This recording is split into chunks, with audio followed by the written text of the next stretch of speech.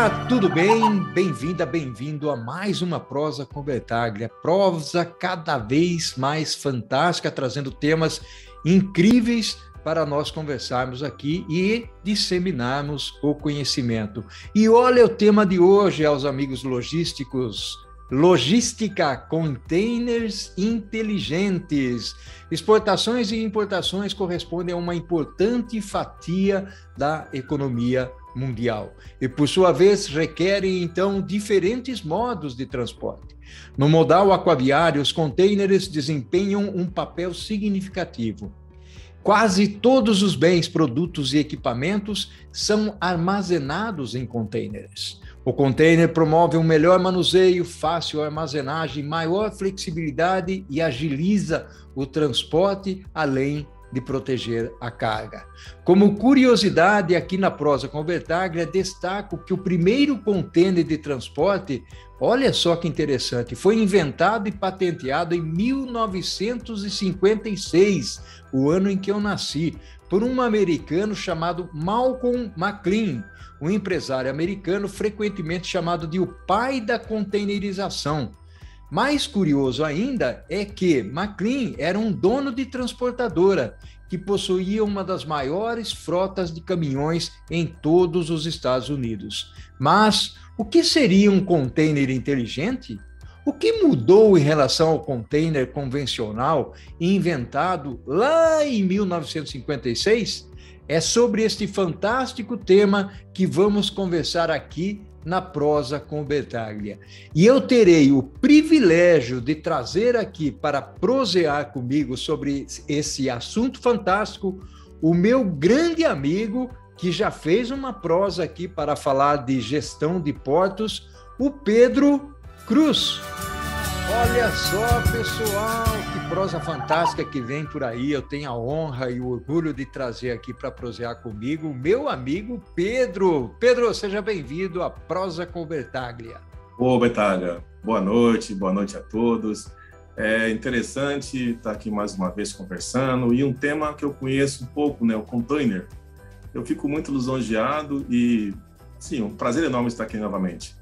Que bacana, você fala que conhece um pouco aí para disfarçar, modéstia, né? Já faz pelo menos aí, né, umas 2 ou 3 décadas que você trabalha nisso. Você falou boa noite aí, mas tem muita gente que vai estar assistindo no Bom Dia, Boa Tarde. Vamos em frente, meu amigo. Vamos contextualizar um pouco essa parte do container, você que conhece tão bem isso daí. Ô Pedro, vamos lá? Sim, olha, até uma curiosidade.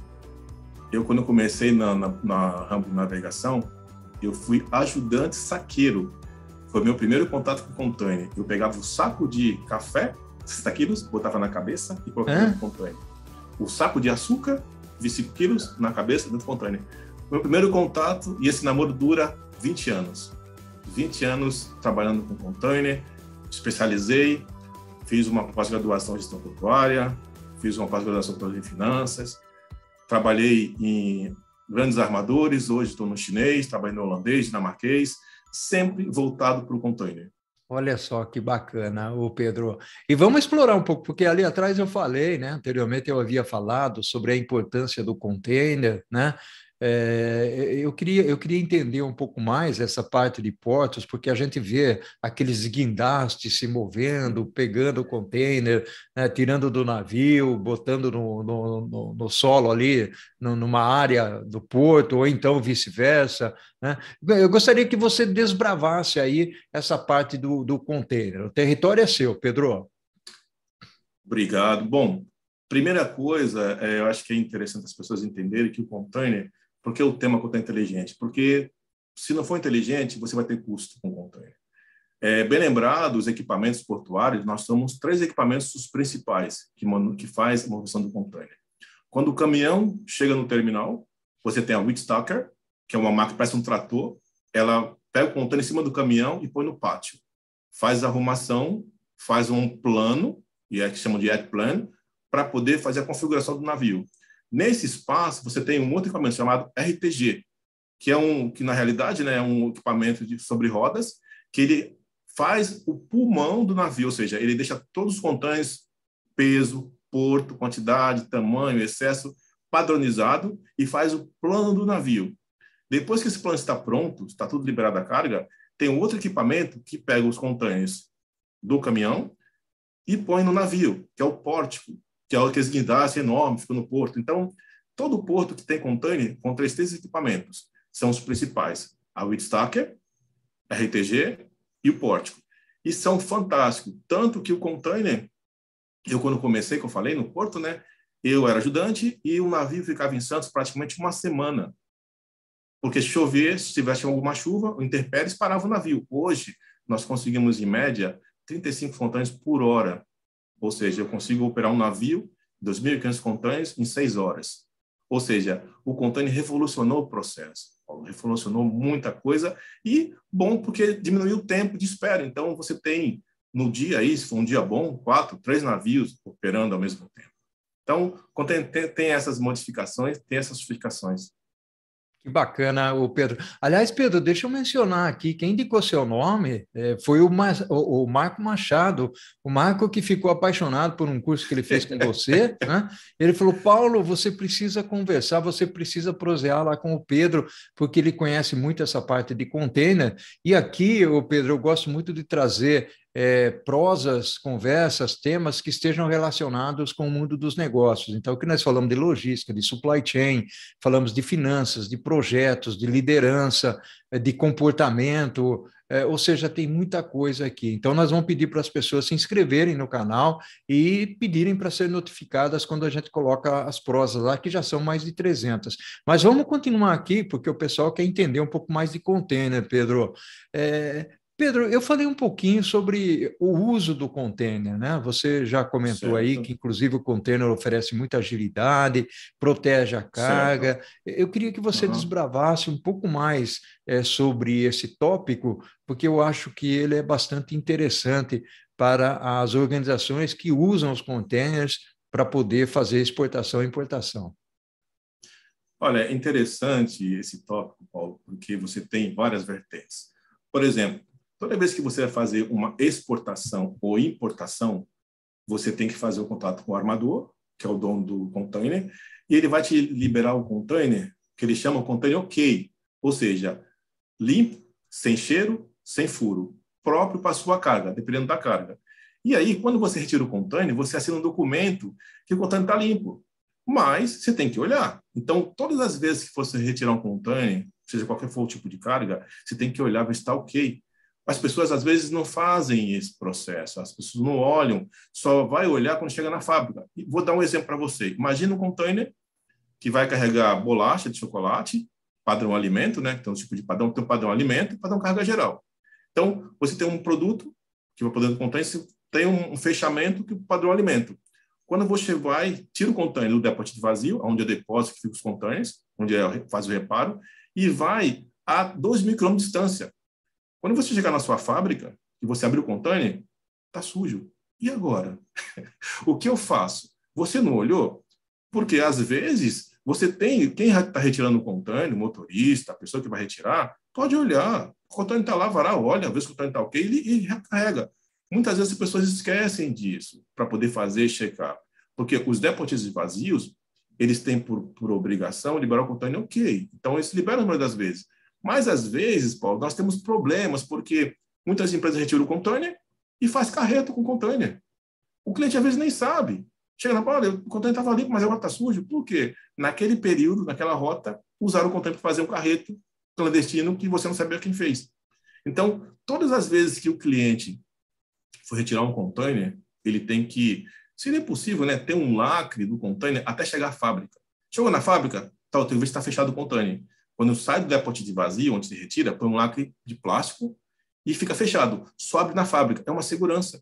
Então, tem muitos detalhes que isso você faz com treinamento. Você tem que saber. Assim, a experiência que eu tenho é que as fábricas elas são muito boas na produção do produto dela. Tem qualidade no produto, mas quando chega no container, ela não conhece muito. E é onde, às vezes, sai caro. Imagina esse container que rodou 2 km, tem que voltar para pegar outro container. Quem paga esse frete?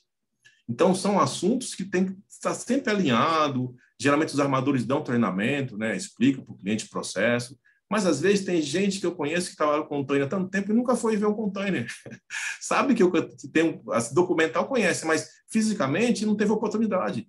Então, são assuntos bem interessantes, Paulo, bem interessantes. Não, e olha que bacana que o que você falou, Pedro, porque muitas vezes as empresas, as organizações, elas ficam tão preocupadas, né, em fazer um bom produto, botar qualidade, falar em sustentabilidade, e muitas vezes não têm a devida atenção para uma característica, um meio de transporte ou de armazenagem, como esse que você está mencionando, ou seja, pega o container no porto, né, leva 2.000 quilômetros, usando aí o exemplo que você acabou usando, quando chega lá, abre a porta do container e vê que está sujo. Né? Ou muitas vezes, né, quem que garante que ele olhou que está sujo, né, e ele não vai usar o container? Pode ser que ele veja, está sujo, ok, ou acaba colocando o pallet com alimento ali dentro, ou sei lá, o tipo de alimento que ele vai colocar, volta, bota no navio e tal, e isso pode ser contaminado. Né? Então, são algumas características onde, e aí eu chamo de gestão de risco e cuidado na supply chain, na cadeia de abastecimento, né, Pedro? Pedro, eu queria entrar numa outra seara aqui. Nós vamos explorar um pouco mais essa parte de gestão tal dos containers, inovação, falar dos containers inteligentes na segunda parte da nossa prosa, até para chamar a atenção das pessoas. Fiquem aí, não vão embora não, porque na segunda parte nós vamos falar dos containers inteligentes. E eu queria perguntar para você quais são os tipos de containers que existem, né? Porque existe container para carga seca, para refrigerado, para alimento, para não alimento. Como é que é isso, Pedro? Paulo, excelente pergunta, Paulo. O container, lá no início, ele foi feito com o propósito, atender a carga. Então, conforme eu fui vendo, foram desenvolvendo projetos e foram sendo assertivos, aumentou a produção das fábricas, cada fábrica queria o seu container do seu tipo. Então, nós começamos com o Malcolm, ele na história, né, diz que ele era transportador e ele transportava algodão. E ele colocou o algodão no container e conseguiu ter uma produção boa. E ele começou a fazer isso. Então, você tinha um container para poder fazer essa entrega. Ele foi muito assertivo, foi fantástico, foi padronizado. Só que aconteceu o seguinte, criou um movimento no mercado. Peraí, só algodão? E a minha fábrica, que tem ponte rolante, que põe a carga por cima, o container é fechado. Eu não vou ser atendido? Opa, uma demanda. Tem demanda? Atenda. Criar os container open top, que é aberto em cima, que tem uma lona. Parece aquelas carruagens de faroeste antigo. Então, é desse formato. Então, já tem a carga, container para carga com excesso. Ah, beleza, mas, Pedro, eu sou um exportador de frango, de carne, a minha carga é refrigerada, e agora? Vou ficar na mão? Não, tem um container reefer, que atende a demanda dele. Então, nós temos, para cada segmento, tem um container específico para atender. Por exemplo, offshore, são containers menores, de 10 pés. Geralmente, na navegação, aqui no Brasil, nós temos containers que saem com carga leve de Manaus, vem para São Paulo, Santos, né? E de Santos a carga pesada posterior. E você tem esse embaraço de containers. Então, geralmente, os mais usados no Brasil, container dry e o HC. Pô, Pedro, beleza, mas qual a diferença dos dois? O container dry, ele tem 2,50 de altura, né? Tem de 6 metros e 12 metros. A diferença do dry para o HC é justamente que o HC ele tem um pé a mais. Ou seja, geralmente você fala assim, container tem teu, 20 equivalent units, unidade equivalente de 20 pés. E aí, Paulo, se você me permite até fazer um comentário, eu tive pesquisando e falo, pô, mas por que falar teu? Por que deixaram como teu? Unidade equivalente de 20 pés. Por que pés? Aí eu fui ver, fui pesquisar, no nosso, na história diz que um certo rei, Luís XV, ele media as terras dele com o pé. E aí, conforme foi passando o tempo, se tinha um rei pequeno, um rei grande, tinha diferença nas terras, porque ele media o pé do rei. E aí, o que ele fez? Ele padronizou como polegada, porque o polegada não muda muito. Então, a cada 12 polegadas, ele tem um pé. Por isso que é pés. Interessante a história. E aí, o que acontece? Com isso, você tem a diferença. Quando você tem uma carga leve, você tem que ter um container um pouco mais alto, pega o HC, que é High Cube. E quando a carga é menor, mais pesada, tem o dry. Então, essa diferença do mercado confunde muito, porque às vezes a pessoa não sabe esses detalhes e faz um fechamento no navio, uma carga leve, um volume maior, container dry. Pede espaço e às vezes a carga não cabe dentro do container. Então, tem vários detalhes dos containers que é fantástico. Assim, você começa a ver, por exemplo, eu vou ter um container, um ônibus. Poxa, eu vou pôr um container flat rack, que ele tem só a frontal e a traseira e não tem a lateral nem o teto. Então, você põe cargas com excesso. Mas, toma cuidado. O excesso do marítimo é diferente do excesso rodoviário. Se você está disputando um container com excesso de largura na estrada, você tira uma licença e o guarda deixa você passar. No navio, não. Excesso é excesso. Se você pôr um excesso no navio, vai pagar o espaço dos containers. Não tem como passar um container, porque um container passa do lado do outro no navio. Então, são detalhes que saem caro. Muitas vezes o cliente não faz um treinamento. Nosso curso, como você comentou, fala sobre isso, para deixar você à vontade para não fazer. Porque, assim, o container, você tem que trabalhar com prevenção. Se você não faz antes, depois é só custo. Não tem o que fazer. O container desceu, já envolveu Receita Federal, envolveu o Ministério da Agricultura, está no porto, não tem como retornar. E se retornar, tem frete de retorno. Então, o detalhe é prevenção. Container é prevenção. Maravilha. Pedro, meu amigo, nós estamos aqui, a prosa está fantástica. Nós estamos aqui encerrando o primeiro tempo da nossa prosa, o Pedro, e nós vamos para o segundo tempo, onde nós temos muita coisa ainda para conversar aqui, né? As pessoas que fiquem atentas aí, porque nós vamos falar também de demurrage de container, né? Vamos falar sobre inovação tecnológica, sobre mundo digital, o container inteligente. Mas, Pedro, vamos tomar uma água, um café, e daí nós vamos para o segundo tempo? Ok, vamos. Meu amigo Pedro, olha só que prosa fantástica, né? Conhecimento vasto aí de container, falando sobre as características operacionais do container. Pedro, eu queria explorar um assunto contigo, porque muitas vezes as pessoas têm dúvidas sobre a parte do demurrage. Então, antes de entrar no container inteligente, eu queria que vocês falassem um pouquinho o que é o demurrage, Pedro? Olha, Paulo, eu vou te falar, se todo mundo tivesse essa preocupação que você está tendo, teria muito menos custo, Paulo, com o demurrage. O demurrage, na realidade, Paulo, é um contrato entre o dono do container e o exportador, o armador, ou seja, é um prazo estipulado para você devolver o container vazio. Só que, muitas vezes, a pessoa não detém esse planejamento. Por exemplo, geralmente, quem entrega o container vazio é o co-loader. Por exemplo, eu vou ter uma importação, aí eu tenho um despachante, que tem uma transportadora, que tem um caminhoneiro que entrega. Ele não sabe nada do processo, não sabe nada de prazo. E se você não entregar no prazo, o sistema do armador tira do container, do ar, do depósito de vazio, não consegue entregar sem pagar essa taxa, que não é barata. Depende muito de armador para armador. Só que acontece o seguinte, tem um procedimento que as pessoas muitas vezes esquecem. Tem que ter planejamento. Tem que monitorar. Por quê? Porque você é solidário à conta. Se eu contratei uma transportadora para entregar um container, ela não entregou no prazo, o armador vai cobrar o exportador ou o importador. Ele não vai cobrar a transportadora. E vai ficar a conta. E, pasme, Paulo, tem container que some. Tem container que a pessoa deixa no estoque, como some? Por exemplo, vou entregar 100 containers, uma transportadora grande. Ela põe no pátio dela e, às vezes, esquece o container lá. São todos parecidos, todos iguais, só muda o armador, é o mesmo número. Então, o que ele faz? Ele não entrega, e quando ele vai entregar, depois que você perdeu o prazo, você só pode entregar depois que pagar. E é em dólar. Imagina só a conta salgada. E aí tem outro problema. Por exemplo, eu vou entregar um container. Eu tenho que ligar para o local aonde vai receber, se lá mesmo, porque tem armador que tem 10 depósitos diferentes na mesma cidade. E eu não sei qual depósito.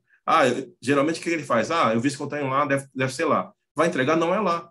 E você vai para outro lugar. E às vezes acontece também. O depósito de vazio, se ele não for um depósito de vazio automatizado, geralmente o pessoal usa aquele sistema Excel, você não consegue controlar o movimento diário. Então, às vezes recebe errado. Dá baixa e o armador não fica sabendo. Só que para ele está como não recebeu, não devolveu ainda. E a conta está girando.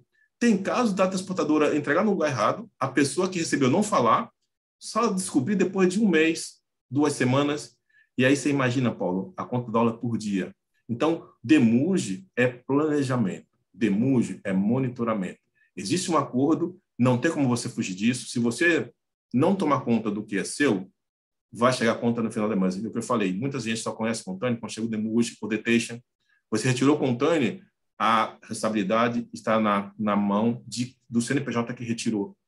CNPJ da importação, CNPJ da exportação, ou seja, o responsável pela operação. Não vai ser a transportadora, não vai ser o motorista. Então, tem que ter planejamento. Olha só que bacana, que fantástico. Pedro, eu queria entrar agora nessa parte, aliás, foi uma dica fantástica que você deu exatamente para reduzir custo, né? Às vezes o pessoal fica olhando, né? Onde que eu posso reduzir custo na minha cadeia de abastecimento? E muitas vezes acaba sendo penalizado por pequenos detalhes como esse que você está comentando, que embora seja um detalhe, pode ter um custo grande no contexto da cadeia de abastecimento, e é planejamento, né? É gestão. Eu queria entrar um pouquinho agora nessa parte de container inteligente, o Pedro, até porque nós vemos aí, você já mencionou anteriormente, que do frango, né? Você já, tá bom, eu quero exportar congelado, resfriado, fruta, né? Como é que eu mantenho a temperatura dentro de um padrão pré-estabelecido, né? Então, tem como usar a inovação tecnológica aí, Pedro? Como é que é isso? Como é que funciona esse processo? Paulo, esse é um dos assuntos que eu gosto muito, Paulo, do container reefer, container inteligente. Por quê? Imagina só, nós estamos numa época que todo custo que você puder, como você falou, todo save é bem-vindo. Então, o container reefer já começa que você controla temperatura, umidade e ventilação. Você, dependendo do equipamento, você pode colocar ele em temperatura menos 30 e mais 30. Isso isolado. Você tem uma capacidade de, com essas características, fazer o vegetal hibernar. Imagina você tirar uma fruta do pé, ficar 6 meses com o container ligado, você controla o oxigênio, controla a ventilação, o vegetal, ele não brota, ele fica estático. Eu nunca comi fruta assim, tá? Estou falando porque eu vi nos detalhes das operações. Mas você tem essa praticidade. Por exemplo, o container reefer, os atuais que estão sendo alguns armadores, tem GPS. Onde está meu container? Você vê tempo real onde ele está, com GPS. Por exemplo, os reefers, eles têm um sistema que eles chamam de download. Por exemplo, eu vou tirar um container reefer, vou exportar um tipo de carne. Então, eu vou no armador falar assim, olha, está aqui minha carta de temperatura, a temperatura que eu quero. Quando ele vai sair do depósito de vazio, ele é setado naquela temperatura, no sistema, e vai para o armador. Então, todo momento, o container está sendo monitorado. Não tem como sumir container. Ele é inteligente. Quem mexer no container, fica registrado no download dele. Fica registrado quem mexeu. Então, por exemplo, eu tirei um container, está na minha fábrica. Poxa, olha, a carga descongelou. Eu consigo ver quem mexeu no container, aonde foi, eu puxo no registro e olha, foi aqui, foi no navio. Porque em todo momento, Paulo, o container, ele não gera energia, ele mantém. Então, por exemplo, eu vou ter um container que eu vou carregar no Mato Grosso do Sul, container com carne. Só que quando eu vou fazer esse transporte muito longo, pô, Pedro, mas você falou que ele não gera energia. Realmente, ele não gera. Tem um diesel, um gerador a diesel chamado Genset, que é acoplado para você fazer o retorno. Por quê? Porque tem mercadorias que são muito sensíveis, remédio, medicamento, vacina, não pode ter uma temperatura muito alta e muito baixa, mas também não pode ter uma oscilação muito grande. Então, você tem que estar ligado a todo momento. E esse container, Paulo, ele vem para o terminal. Então, no terminal, ele é ligado, no navio, ele é ligado, na fábrica, ele é ligado. Em todo momento, ele está sendo monitorado. Então, os terminais portuários, quando recebem o container reefer, tem uma equipe inteira que vai ver a temperatura, mede se está certo. E outro detalhe, o cliente ele não pode mexer no container, na temperatura dele. Ele tem que avisar o armador, olha, meu container aqui está dando um alarme, está apitando, ele apita. Mexeu lá, ele apita. E aí, o armador manda uma equipe técnica especializada para mexer no equipamento, que são especializados.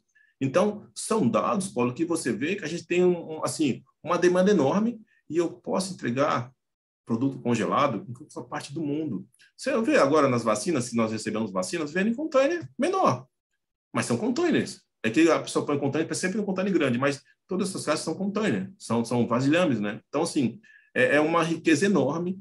Você tem segurança, você consegue localização e você consegue armazenar. Poxa, tem um amigo meu do litoral aqui, que tem uma sorveteria. Ele tem um container lá com sorvete. Então, você tem um monte, mais um monte de oportunidade do container ser inteligente, Paulo, por causa desses detalhes.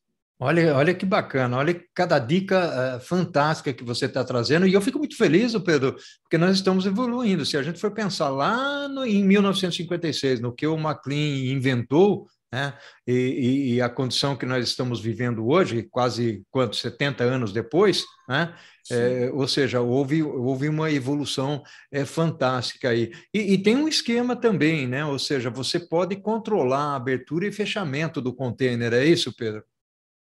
Exatamente, porque assim, Paulo, a fruta, dependendo da fruta vegetal, ele respira. Então, você controla a ventilação, a umidade e a temperatura. Então, você põe do jeito que a planta consiga sobreviver. Por exemplo, vou dar um exemplo clássico. Nós temos a olambra, que exporta flores. Os bulbos vão encontrando rifle e vão respirando no meio para não brotar. Então, eu consigo induzir para ele hibernar, para só brotar na cidade que ele vai chegar.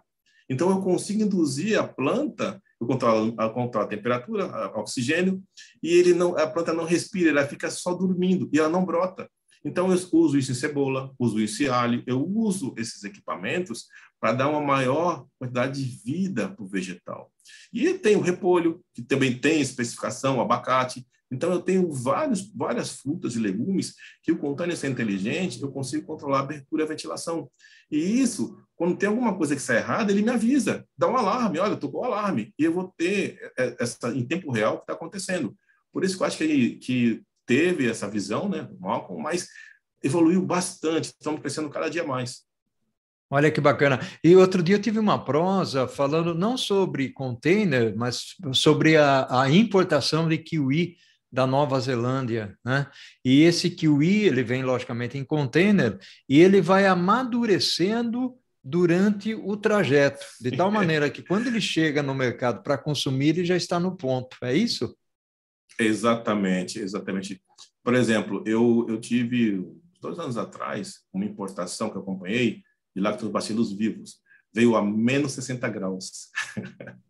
Aí eu falava, como? E assim, o container em si, para quem não conhece, né, ele tem paredes de um tipo de um material que chama PU, polietileno, e ele tem a espessura de mais ou menos 30 centímetros na parede do container. Por isso que você mantém a temperatura. Você consegue manter. E aí você tem detalhes no container. Por exemplo, o piso dele, o ar passa por baixo e por cima. O ar ventila dentro do container. Então, por isso que você tem que ter o container e você ter os detalhes da temperatura. Muita coisa que as pessoas, eu acho que teria que fazer, Paulo, até, é ter um treinamento sobre containers de usar. Porque, às vezes, quem detém o produto não sabe. Vai descobrir quando chega a conta ou vai descobrir quando há algum problema. E não é o certo. De repente, como eu falei, algumas empresas estão acordando para isso. Eu fico contente porque tem empresas fazendo curso sobre container, tem terminais fazendo curso sobre container. A equipe de faturamento, que é a pessoa que paga a conta, está fazendo curso para saber se aquela conta está certa. Eu recebi uma conta aqui. Tem uma avaria. Peraí. Tem uma avaria? Fizeram vistoria conjunta? Se nós fomos o culpado? Não sei. E vai pagar? Não. Então, tem um monte de detalhes sobre o container que é desconhecido ainda. As pessoas se preocupam tanto em produzir, mas essa parte da operação tem que ser proativo, tem que estar sempre na frente, não pode esperar chegar a conta. Olha só que bacana. Aliás, Pedro, depois você me passa o link do seu curso.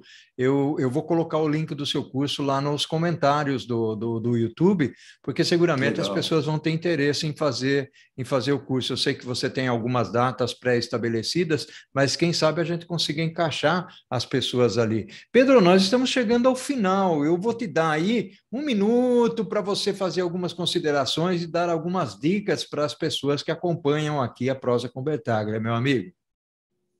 Claro. Primeiro, eu queria agradecer você, meu amigo, pela essa oportunidade, agradecer a todos os ouvintes. Assim, eu queria enfatizar que o corporativo e o acadêmico tem que andar de mão dada. Não adianta eu só trabalhar e não estudar. Não adianta só estudar, também não trabalhar.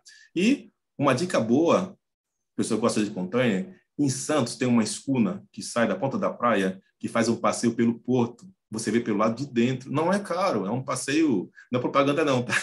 Para você conhecer os navios de perto, ele dá essa volta no Porto de Santos. E é um passeio muito enriquecedor, você conhece terminais de granel, terminal de container, então você conhece um monte de detalhe.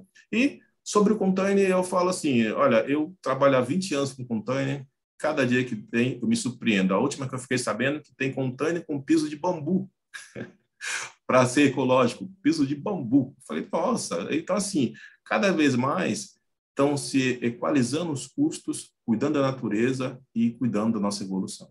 Olha só que bacana, que fantástico. Eu gostei dessa história do passeio aí, o Pedro. Vamos enfatizar esse passeio lá por Santos. Meu amigo, ao infinito e além, um abraço virtual para você. Gratidão enorme pela sua contribuição aqui. Esteja certo que foi uma contribuição fantástica para as pessoas que acompanham a Prosa com Betaglia. Gratidão, Pedro.